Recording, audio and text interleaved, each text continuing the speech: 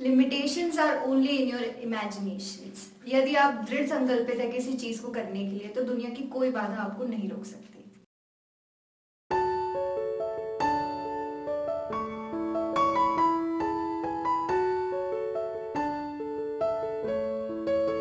Hello everyone, मेरा नाम शिवानी बैरागी है। मेरे पापा एक बैंकर हैं और मेरी मम्मा एक हाउसवाइफ है।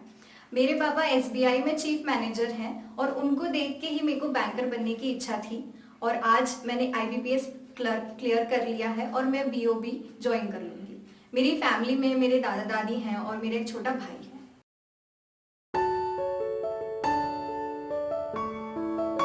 In my experience strategy plays a very important role. तो अगर आप किसी भी एग्जाम के लिए प्रिपेयर कर रहे हैं तो आपके दिमाग में स्ट्रैटेजी होनी चाहिए, राइट अप्रोच होनी चाहिए। सबसे पहली चीज जो मुझे लगता है इंपॉर्टेंट है कि आपको पता होना चाहिए कि क्वेश्चन पेपर क्या है, क्वेश्चन पैटर्न क्या है। और second thing what I think is important is कि आपको राइट मेंटोरशिप मिलनी चाहिए कि आप जो पेपर देना चाह रहे हो आपको उसके थ्रू गाइड करने के लिए कोई सही मेंटोर हो। तो वो चीज मुझे भक्ति एकेडमी से मिलती है। थैंक्स टू गुलशन सर, उनने मुझे बहुत गाइड किया है, मेरे वीक एरियाज को बहुत उनने पॉइंट आउट किया है कि आपको जो आपके स्ट्रॉन्ग एरियाज हैं वो पहले कवर करने चाहिए। उसके अलावा उनने मुझे बहुत सारी नई चीजें सिखाई हैं, जैसे कि मैं रश करती थी किसी भी क्वेश्चन को करने में। उनने मुझे बताया कि पहले एनालाइज द पेपर। ऐसे बहुत सारी पिक्यूलर डिटेल्स हैं जो उनने मुझे समझाई हैं और आज इसी वजह से मेरा पेपर कन्वर्ट हो पाया है। नेक्स्ट चीज जो आती है जो बहुत इंपॉर्टेंट है वो है मॉक एनालिसिस। एक बार आप क्वेश्चन पेपर कर सकते हैं, दे सकते हैं, लेकिन आपको उसको एनालाइज करना बहुत जरूरी है कि आपने कहाँ पे गलतियां की हैं ताकि वो दूसरी बार रिपीट ना हो। तो मॉक एनालिसिस को काफी टाइम दीजिए। जैसे कि जो हमारा लाइब्रेरी में शेड्यूल होता था उसमें मैं प्रॉपर टेस्ट देने के बाद 1 घंटा मॉक एनालिसिस को जरूर देती थी। उसने मुझे काफी हेल्प किया है।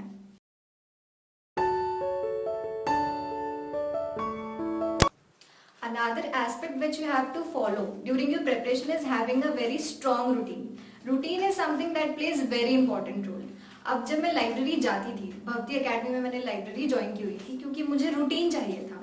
तो यहाँ पर जो एकेडमी में होता था वो होता था कि 7:45 आपकी एंट्री है, उसके बाद आपको सीट नहीं मिलती थी, तो इसलिए आप टाइम से भी आते थे। उसके बाद 6 o'clock लाइब्रेरी खत्म हो जाती थी।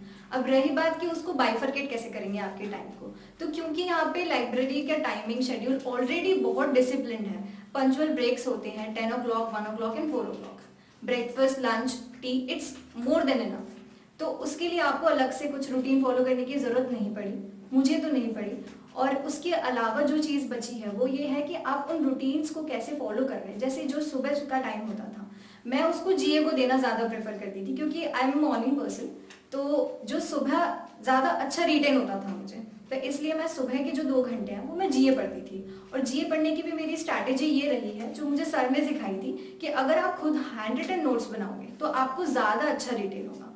तो हैंड रिटन नोट्स बनाइए। और जो सोर्स है वो भक्ति एकेडमी से हो गया था मेरा कवर, तो मुझे एक्स्ट्रा सोर्स की जरूरत नहीं पड़ी। और रही बात, तो उसके लिए भी मैं मॉक टेस्ट देती थी कि प्रैक्टिस हो जाए जीए की, तो उसके लिए आप ऐप भी यूज कर सकते हैं, उसमें हो जाता है कवर।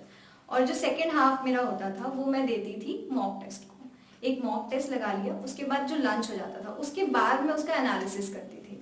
और फिर एनालिसिस हो जाए उसके बाद मैं, अब मेरे जो एरियाज थे, जैसे मुझे डीआई लगता था कि मेरी ज्यादा टाइम कंज्यूमिंग है, इसकी प्रैक्टिस ज्यादा करनी होती है और ये पेपर में ज्यादा मार्क्स का भी आता है, तो उसके बाद मैं डीआई करती थी। और उसके बाद जो चाय ब्रेक हो जाता था उसके बाद मैं रीजनिंग और इंग्लिश, क्योंकि मेरा इंग्लिश शुरू से स्ट्रांग रहा है तो मुझे उसको ज्यादा टाइम देने की जरूरत नहीं पड़ी।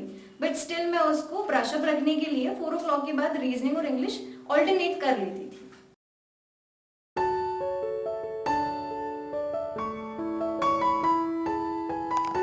Now I would like to talk about my strengths and weaknesses. मेरी स्ट्रेंथ हमेशा से इंग्लिश रही है।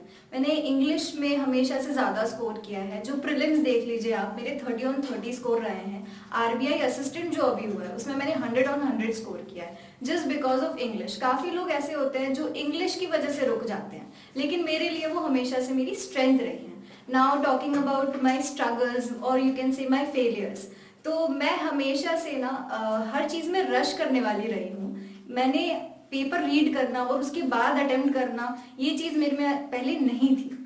तो जब मैं ये अप्रोच रखती थी कि हाँ डायरेक्ट क्वेश्चन को आप रीड कीजिए और उसको आंसर कर दीजिए, तो मेरे प्रीलिम्स तो क्लियर हो जाते थे लेकिन मेंस रुक जाते थे, क्योंकि मैंने एक पेशेंट अप्रोच नहीं लिया था। मैं पेपर को रीड करके उसको सबकॉन्शियस में सिंक होने नहीं दे रही थी। मैं डायरेक्ट क्वेश्चन को अप्रोच कर रही थी और वो नहीं हो रहा था और मैं उस पर स्टिक हो जा रही थी। ये चीज़ मैंने इम्प्रूव की ओवर द टाइम और फिर मैंने क्वेश्चन पेपर रीड करके उसको सॉल्व करना शुरू किया, तब जाके मेरा मेंस जो है वो भी कन्वर्ट हुआ है।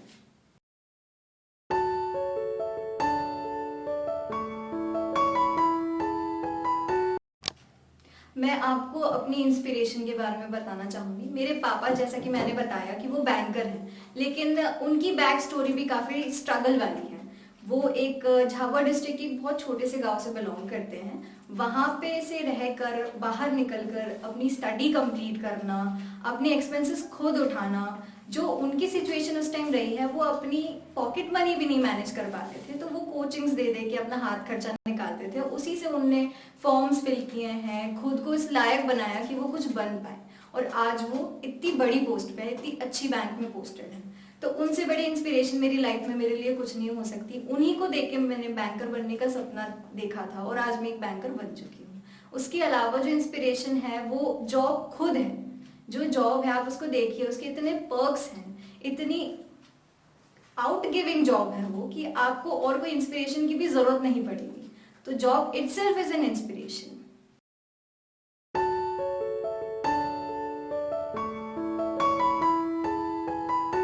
लास्ट थिंग इज, जब मैं प्रिपेयर कर रही थी तो मेरे सामने जो डिफिकल्टीज आई हैं और उनको मैंने कैसे ओवरकम किया ये मैं आपको बताऊंगी। जैसे सबसे पहली डिफिकल्टी मेरे साथ ये थी कि मैं सोशल मीडिया काफ़ी यूज़ करती थी। I have no regret in accepting that कि मैं सोशल मीडिया यूज़ नहीं करती थी या कुछ। मैंने किया है, सब चीज़ हमारी जनरेशन में ये है कि हम सोशल मीडिया एक्सप्लोर करते हैं, लेकिन उसको ओवरकम कैसे करें। तो मैंने एक चीज़ ये की थी कि मैंने अपने मोबाइल का वॉलपेपर जो है वो RBI का लोगो लगा दिया था। तो जब भी मैं फोन अपने हाथ में उठाती थी और मैं कुछ भी चलाने की कोशिश करती थी तो मुझे वो लोगो दिख जाता था और मेरा मन नहीं होता था फिर कि मैं कुछ और चलाऊं या कुछ, और अपने आप फोन नीचे रख देती थी और मैं वापस पढ़ने में इंस्पायर हो जाती थी। और अगली चीज जो मुझे हमेशा हेल्प की है वो एक कोट है, बहुत सिंपल सी कोट है, what you focus on is what you become. तो जब भी आप किसी चीज पे ज्यादा फोकस करते हैं या उस पर बिल्कुल ऐसे एम्फेसाइज करते हैं तो वही आपके अंदर से आती है कि हाँ हमें यही करना है और वो हो जाता है आपके लिए। So please everyone be focused.